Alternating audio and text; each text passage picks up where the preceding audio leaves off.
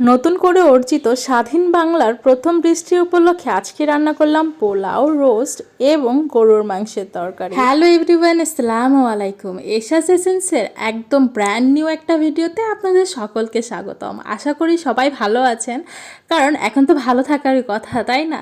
তো যাই হোক, আজকে স্বাধীন বাংলার প্রথম দিন সকাল সকাল উঠেই দেখি এরকম বৃষ্টি হচ্ছে। আর যেহেতু আমার শ্বশুর শাশুড়ি আর ননদ এখানেই ছিল, ভাবলাম আজকে স্পেশাল কিছু রান্না বান্না হয়ে যাক।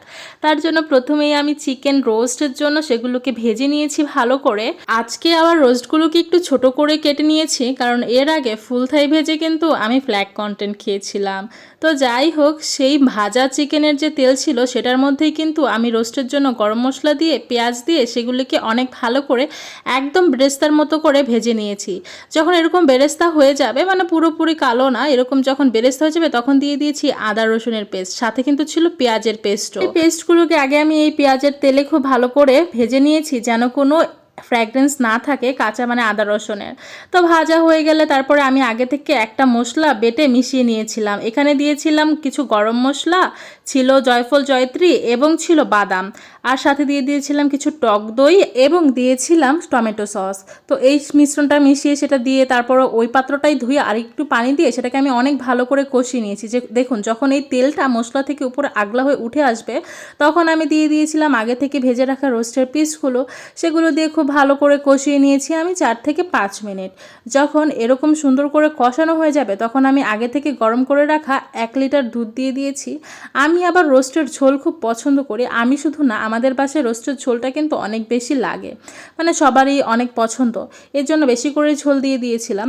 তারপরে যখন এরকম হয়ে গেছে, তখন আমি কেওড়া জল এবং ঘি দিয়ে দিয়েছি। এই দুটো কিন্তু মাস্ট ব্যবহার করতে হবে, নয়তো কিন্তু রোস্টের আসল স্বাদটা কোনোভাবেই পাবেন না। তো যাই হোক, আমার রোস্ট হয়ে গেছে।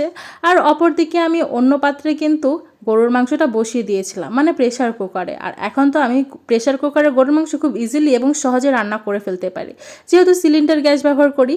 আর প্রেশার কুকারে যদি গরুর মাংস রান্নার রেসিপি আপনাদের লাগে যে কীভাবে রান্না করলে পারফেক্ট হবে, সেটা রেসিপি কিন্তু অলরেডি আমার পেজে দেয়া আছে ফুল ভিডিওতে, মানে লং ভিডিওতে, সেটা দেখে নেবেন।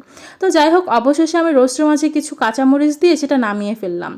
আর গরুর মাংসের রেসিপিটা এর জন্যই আর শেয়ার করলাম না, যেহেতু এটার এক্সট্রা একটা ভিডিও অলরেডি পেজে আপলোডেড আছে। আর এই তো রান্না করে ফেলেছিলাম পোলাওটাও খুব পারফেক্টলি রান্না করেছি। পরে উপর দিয়ে কিছু বেরেস্তা ছিটিয়ে দিয়েছি। আর এদিকে আমার প্রেশার কুকারেও কিন্তু গরুর মাংসটা হয়ে গেছে। তো যাই হোক, আপনারা কে কীভাবে এই নতুন স্বাধীনতাটা উদযাপন করলেন আমাকে কমেন্ট সেকশনে জানিয়ে যাবেন। আর যারা নাশকতা করছেন, আল্লাহর দোহাই লাগিয়ে এগুলো ছেড়ে দেন এবং আমাদের দেশটাকে শান্তিপূর্ণভাবে আমাদের জন্য বাসযোগ্য করে তুলতে সাহায্য করুন। আজকের ভিডিও এই পর্যন্তই। সবাই পাশে থাকবেন। আল্লাহ হাফিজ।